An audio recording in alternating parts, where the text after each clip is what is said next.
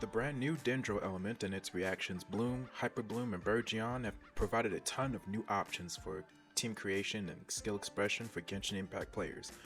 Not only by buffing other elements such as Electro, but also improving the viability of previously neglected characters in the roster like Yaimiko and Cookie Shinobu.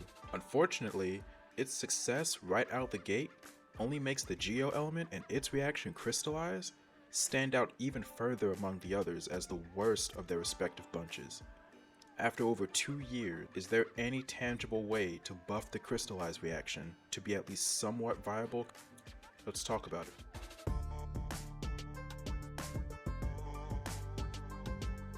Crystallize is the elemental reaction triggered by inflicting Geo on a target that is already affected by Pyro, Electro, Hydro, or Cryo. Crystallize deals no damage. Instead, this reaction generates a matching Pyro, Electro, Hydro, or Cryo elemental shard that can be picked up to gain an elemental shield of the corresponding element that is roughly 250% more effective at absorbing damage from that particular element. So it's roughly a 40% damage reduction for that particular element. Crystallized shards last on the field for close to 17.5 seconds, though there is a short delay after they've spawned before they can be picked up, so you can't just pick them up in rapid succession. If more than 3 shards are on the field, then after about 2 seconds, all except the 3 newest ones will disappear. The shields they grant last for 15 seconds once they're picked up. Only a single player-made crystallized shield can be active at any time. Picking up another shard simply replaces the old shield, so no stacking Pyro and Electro shields on top of each other to resist both elements, for some reason. Interestingly, the Geo Vishap hatchlings and the pure Geo Hypostasis can create Geo Elemental shards during combat, but these are different from the elemental shards generated by Crystallize in that they can stack with regular crystallized shields. It doesn't override. Why couldn't all the elemental shields through Crystallize work like this? I have no idea. Your guess is as good as mine. So clearly, Crystallize is a more defensive reaction than the others. So what kind of content demands its usage?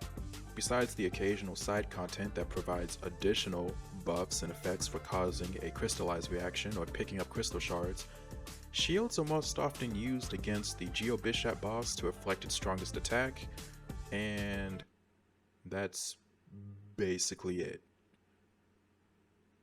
Alright, let's talk about why it sucks.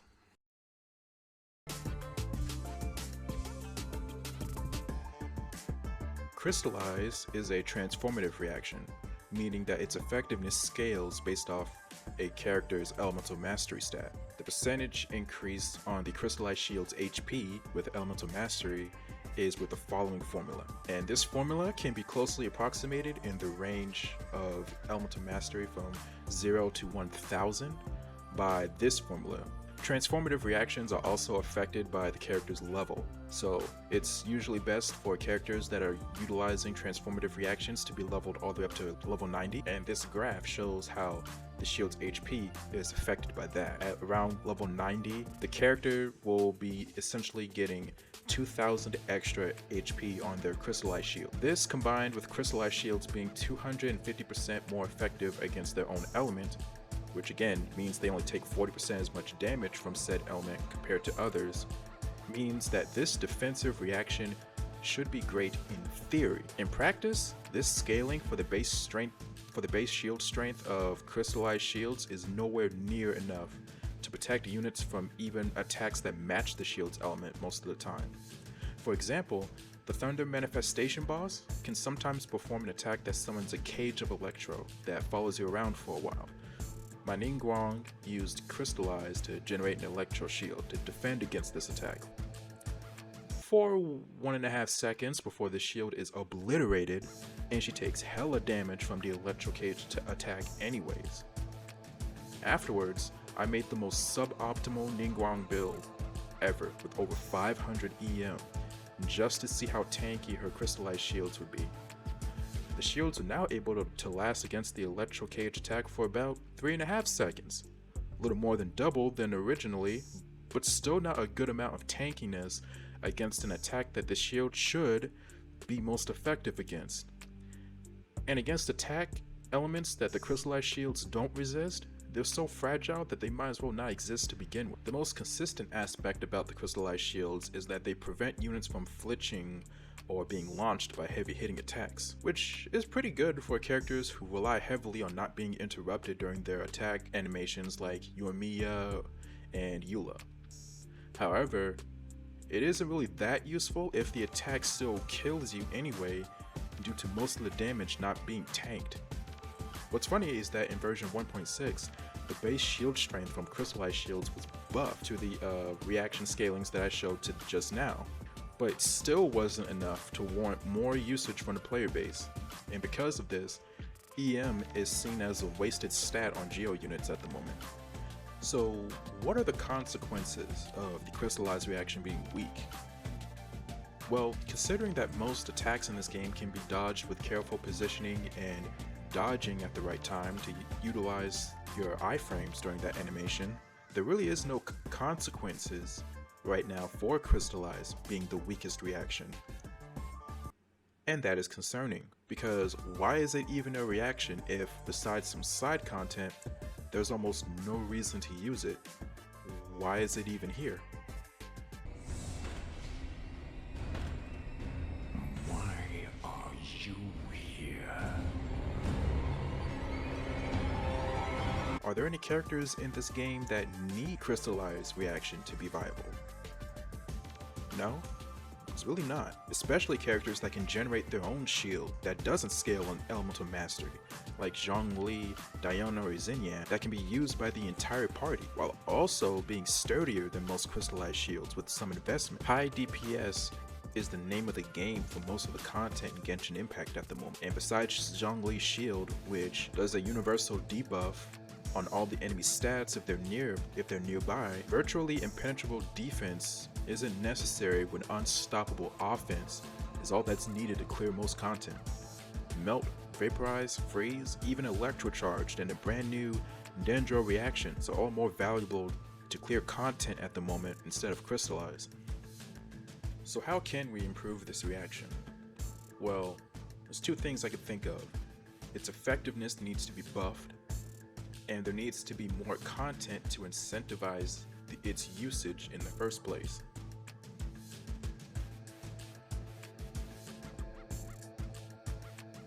Like I said earlier, in version 1.6, the base shield strength from Crystallized shields was buffed, but it wasn't enough to warrant more usage from the player base. So would buffing their shield strength again be enough? More base HP, an increase in elemental damage reduction? Or would they need to be buffed in a different way to encourage more usage? After all, if just the raw stats are increased too much, there's a risk, albeit an incredibly small, almost non-existent risk, of Crystallized shields being buffed so much that they render shield abilities on characters obsolete. Except for Zhongli, like he's actually ridiculous. So, what if the solution isn't to buff the stats, but what types of elemental damage the shields can protect you from? Alright, so quick tangent that I promise is going to explain what I mean by this. I think most people can agree that there's two forms of content in Genshin Impact. Combat heavy content such as the Spiral Abyss, which incentivizes high DPS and certain meta teams in order to complete said content as early and as easily as possible. And then there's the other 70% of the game, farming materials, crafting weapons, and also just exploring the increasingly more dangerous world of Teyvat. If the 2020s have shown us anything, Mother Nature is a named Emily. The same applies for the wilds in Genshin Impact, for version 3.0 and for all future versions as we eventually explore through the Hydro, Cryo, and especially Pyro regions of Teyvat. Remember how dangerous exploring Inazuma was when it was first released? Not only were the enemies stronger in general, and at one point were immune to certain forms of crowd control like Venti's elemental burst, but also the environment itself wanted you dead on sight. Random thunderstrikes that deliberately targeted you.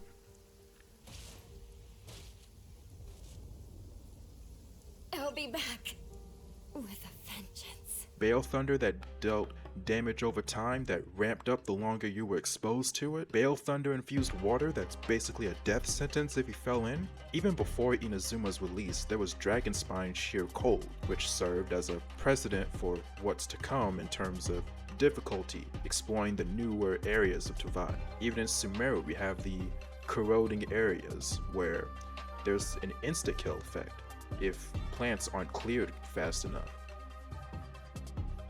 So what am I getting at here? What if Crystallize shields could be used to protect characters not only from enemy attacks, but the harsh environment itself?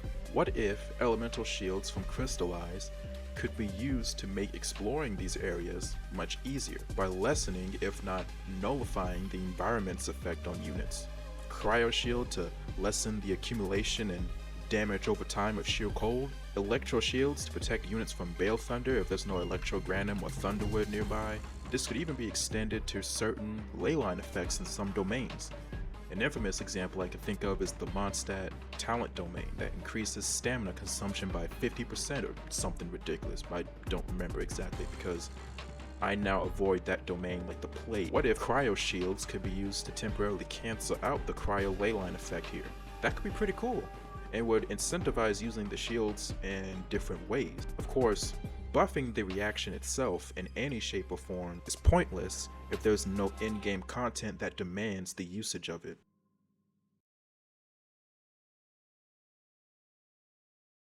Around this time last year, healing and healer characters in general were not often used past low AR levels, until content was introduced to the game that incentivized using it. Kokomi was not a popular character upon release, not only due to, at the time, questionable aspects of her kit, but also due to a lack of content that warranted having a fully built 4-star, let alone 5-star healer. Then in future updates, the Ocean Clam set, which allowed healers to contribute some damage for performing their job, the Corrosion status, which deals damage over time to the entire party, and enemies such as Wolfhounds, which can apply the Corrosion status, were added to the game, and as a result, Kokomi's usage by the player base increased as there was more content in the game that incentivized using healers in general. Oh, and also I just want to note how the inclusion of the Corrosion status was a slight nerf to shields because the status can be applied through shields. So Crystallized shields that were already in a bad spot got nerfed even more by this status being added, so just want to point that out. Hoyoverse has done this cycle before, introduced a solution to a problem that does not exist, then slowly but surely introduce problems that only the solution given a while back can handle. Kokomi and the Corrosion status, Yaimiko and Kuki Shinobu, but prior to the Dendro element being released. Can this same process be done for Crystallize, however? Could content be added in the future that demands intense usage of the Crystallize reaction to complete? Considering Hoyoverse's track record at this point, I feel like it's not a question of if, but when. But it's still an important thing to talk about, especially considering the recent statements from the GameSpot article a while back. I'm still kind of shaky about that, not gonna lie.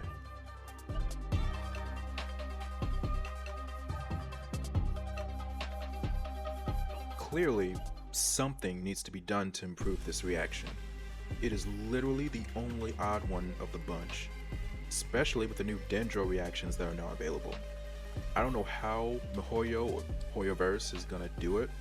I just want them to do something, anything, other than just let this reaction gather dust.